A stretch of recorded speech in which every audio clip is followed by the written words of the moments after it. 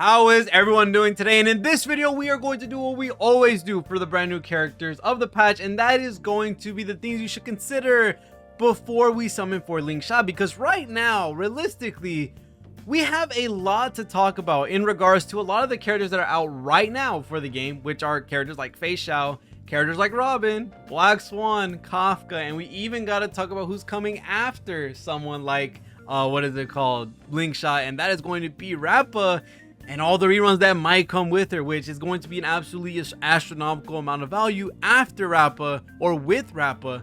That Lingsha is gonna have some tough competition. I do have some things I want to say about Lingsha because I did make a video talking about her, showcasing her off with the break team, which is gonna be her best team. And then of course we gotta talk about all the characters that are currently out in the game, especially Fei Xiao.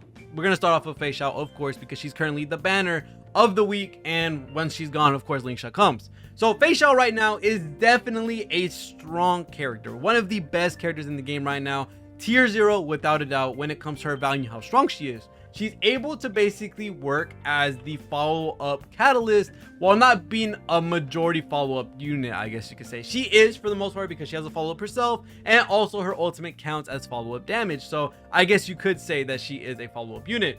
So she works as the follow-up catalyst the same way that Arachron works as the nihility catalyst, where she's able to work with the stacks that she gets from the debuffs that come onto the enemies, which allow her to get faster ults, which means that she has almost infinite potential when it comes to every unit that comes out after Arachron, which is going to provide debuffs. So that means a new partner for Arachron and someone that works with Arachron, and with what they can do, let's say something like Jiao Shou, they can make some crazy things happen for Arachron. Make her absolutely crazy in pure fiction, make her absolutely crazy in MOC regardless. It's a lot of aspects that you get with not needing to have energy and having the team funnel you instead. It's a pretty big deal, and especially with Fei Xiao also taking a similar approach, with her being able to, of course, grab these follow-ups, be able to grab those stacks from allies attacking. Is a pretty strong thing for her to have, and she is a very strong unit as well, with her basically being able to nuke a lot of the enemies in the game. Although she has single target damage,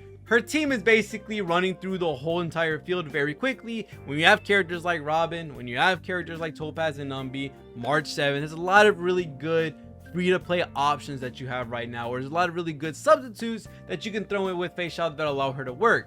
Fei Xiao is just a really great character right now, and she has one of the highest investment potentials to have on your account because she has that factor of, I work with any character that comes in the future that either attacks a lot or is able to throw up a follow-up, which is a pretty big thing for her because it's actually a little bit less restrictive than someone like Fei Xiao for in comparison to Arachron. And not only that, Fei Xiao can also hold 2 ults, so it's a pretty big thing when it comes to quality of life and being able to choose when exactly you want to ult. So Fei Xiao is definitely one of the stronger picks right now in terms of value versus a lot of the other characters in the game.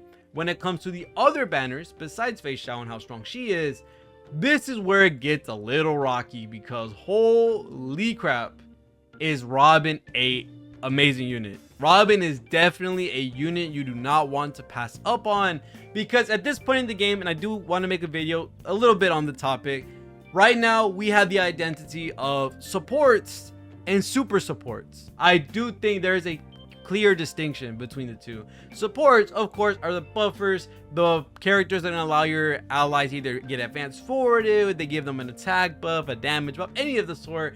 And then there's super supports, where you basically just give them everything in the world that they could possibly want and make the team busted just by you being on the team. And those two characters, we all should know who they are. The fact that I said 2 are Robin and Ruan-Mei.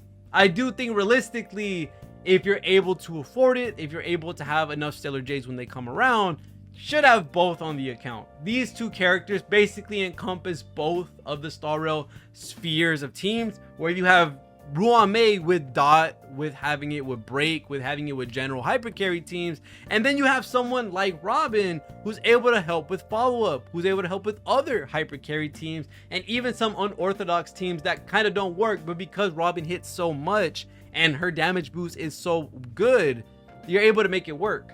There's a lot of really crazy teams that you can make with Robin. There's a lot of really crazy teams you can make with Ruan-Mei. So realistically, passing up on someone like Robin isn't the best thing in the world. And if you don't have Robin and you are looking to pull for something like Lingsha, of course, you pull what you want to pull. You have a preference to the characters that you like. Of course, if you like Lingsha, you don't really like Robin for some reason, you don't have to pull Robin. But in a meta standpoint, the way I'm looking at it in terms of investment and also in terms of how the Star Rail meta is out right now, Robin and Ruame are by far some of the most valuable units in the game right now, realistically, because they are both super supports. They are both characters that can work on many different teams and also have a huge impact when they are on the team, that basically make it so that the team that you're going against or the enemy that you're going against kind of have no chance against you. So there is a lot of really crazy stuff to look at when it comes to all the things associated with having someone like Robin or with having someone like Ruame on the account.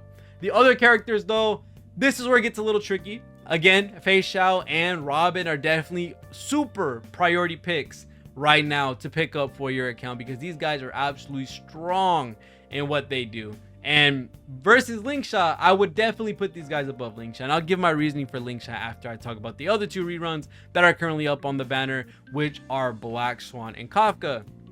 Black Swan, amazing support or amazing debuffer that we have in the game right now, especially if you go ahead and pull for E1. I think she's a very strong character, and even stronger character because E1 does allow you to have this crazy penetration boost or this crazy res boost when it comes to going against anything with wind shear, bleed, burn, or shock on your team. Really crazy buff to have for someone like Black Swan. Black Swan's able to give increased damage, is able to decrease their defense. It's a lot of really good stuff. And not only that, the Arcana stacks that she's able to provide, which do absolute numbers on the right team, is such a good team. Does a lot of damage, really good debuffer. The only problem right now that Black Swan faces is realistically the same issue that Kafka faces right now, where Black Swan does have some viability on certain teams where you're supporting the crap out of them. Something like Acheron's a pretty good explanation of this, being able to reduce the defense, being able to boost the damage taken. Really good stuff for Black Swan that she can do without utilizing her dot. But when we're talking about the dot standpoint, which is where Black Swan thrives, same thing goes for something like Kafka.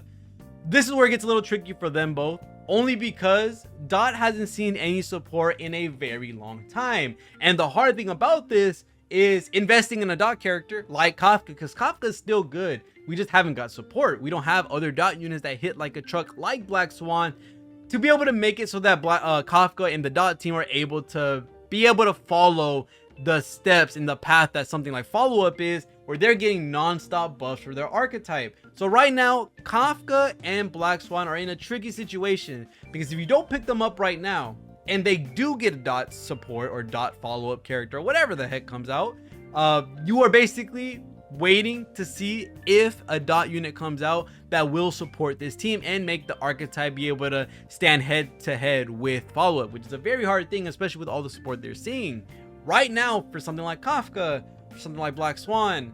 Getting them now could decimate your account until there's a new dot support, which is a pretty crappy thing to see. And not only that, if you don't get them right now and you do see a really cool dot support, Black Swan and Kafka just reran, so now you're gonna have to wait till these guys come back for you able to work with the dot team. Realistically, I do think it's worth skipping them for now until we do get dot support, just because I don't want anyone right now pulling for these characters if you're not already ready to have okay performance or subpar performance versus a lot of the modes in the game right now, like Pure Fiction, like Apocalyptic Shadows, like something like MOC. Right now, Kafka and Black Swan aren't the best right now in terms of the meta, just because they haven't had a lot of support with their archetype, which is dot, versus something as godly as Follow-Up is right now with something like Robin, with something like Fei Xiao. That's a pretty big thing. So realistically, Fei Xiao and Robin are definitely at the top of the list, while something like Black Swan and Kafka are sadly at the bottom of the list solely because they just don't have the support to be able to make them go head to head with a lot of the crazier teams in the game, like Break with Firefly and Boohill, with Follow-Up like with Topaz and having Fei Xiao and having Dr. Ratio, all these really crazy characters. You just don't have that type of support for something like Dot at the moment. And then looking, of course, at the next character coming out, which is going to be Lingsha. Lingsha right now is what I would say is a very luxury character. Lingsha right now is a really cool character in regards to her being able to work on multiple teams because she has follow-ups, because she can attack multiple times, because of Fu Yuan. She's able to work on multiple different teams, not only follow-up, but also, of course, break, to be able to help out break whatever Firefly is able to use. Because as we may know, Lingsha is able to do full wave damage. She's able to do adjacent damage with the skill. She works basically perfectly with Firefly, and she's the direct upgrade to something like Gallagher. But in my opinion, realistically, when playing with Lingsha, I do think Lingsha is a very big luxury character, a character that is really cool to have, and especially if you want the best Firefly team, you're probably going to want Lingsha, because Lingsha does everything Firefly could want, and they synergize pretty perfectly.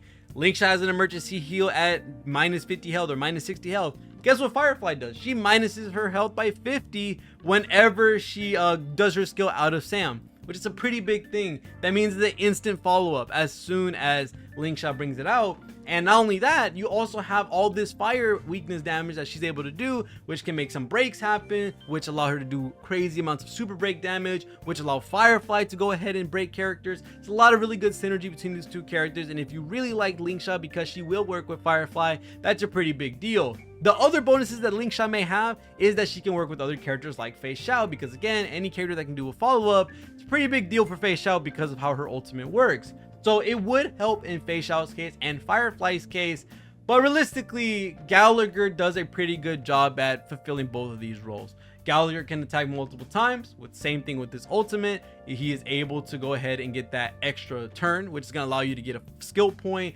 or heal. You can do a bunch of different things with this. Not only that, he has a crazy amount of weakness break efficiency if you hit E6. So this is a pretty big deal as well, and he also has a similar cleanse as well at E2, which is a pretty big deal. Lingsha has a team-wide heal or team-wide cleanse, which is a very big thing for her. But realistically, a lot of the stuff that's in the game right now, when it comes to Apocalyptic Shadow, when it comes to MOC, when it comes to Pure Fiction, Gallagher has a pretty good way of dealing with enemies, especially in a wide format, because he has the all-hitting ult. And not only that, he does have standby healing or the off-field healing due to the besotted state that he can inflict on the enemies on ultimate. So it's a pretty big thing to note that Gallagher does pretty well on the Firefly team, and honestly, he does really good for the current modes that are out right now in the game. I don't think Lingsha can outright replace him if you really just want to work with Gallagher. If you really want to work with Gallagher, I really do think that he can hold you until far in the future there's another break support or something like that, just because he is really good by himself. He has cleanse, he has a way to heal, he has a way to get extra turns and get more skill points, which a team like something like Firefly really needs in order to be able to spam her skills with how skill point intensive that team is. So Gallagher, really good character, definitely can hold a candle to something like Lingsha, just because, yes, Lingsha, I think in my own opinion, is a very big luxury character. She's still a really good one at that though. She can do a lot of different stuff with the different teams that she's on, has a lot of weakness break or toughness damage associated with her kit, which is a pretty cool thing. And then Fu Yin being a entity that doesn't get stunned upon you being CC'd is a pretty big thing as well. There's a lot of stuff when talking about Lingsha that point you in the direction of maybe either saving for Gallagher or working with Gallagher for a very long time, versus something like basically using Lingsha if you want to min-max your Firefly team or min-max your Fei Xiao team in some way, shape, or form. So right now, realistically, I do think Lingsha somewhere in the middle of the value list, while something like Fei Xiao and Robin are at the very top. And then of course we have the Black Swan and also Kafka banners at the very bottom, just because right now their support just isn't it right now. The last few characters to talk about, of course, in the next patch, after these characters, after the previous characters that we have right now versus the character that's coming out, which is Lingsha, we also got to note that 2 more characters are coming out confirmed with Lingsha. One is Topaz.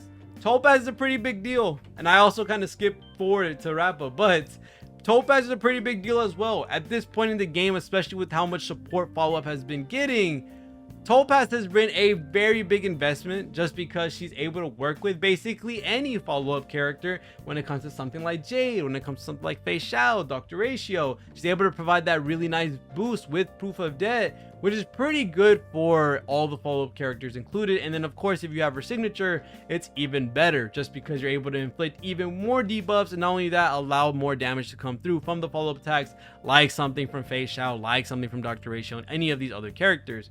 Topaz and Numby definitely are a big step up for the follow-up team, and if you are interested in the follow-up team, I would also throw her above Lingsha in my honest opinion, because she just provides so much value to that team and provides a lot of support, a lot of standby damage. She's a really good SP positive character if you just want to use her basic attacks, because they are considered follow-up attacks, so they do a lot more damage than usual. Pretty big thing for Topaz and Numby. So right now, Fei Xiao, Robin are kind of fighting for first and second. I kind of want to put Robin on top of Fei Xiao. And then you have Topaz and Numby, and then Lingsha, my honest opinion. And then going on to something like Rappa, who's coming out, who's going to be Erudition Break. Right now, I honestly don't know what they could do with Erudition. Erudition has been lacking for quite some time, so not really on my priority list. I really hope this Erudition character is really, really good. I kind of can't wait to see what they do when the stream happens. Of course, when Lingsha comes out, when Topaz comes out, we will be getting more drip marketing.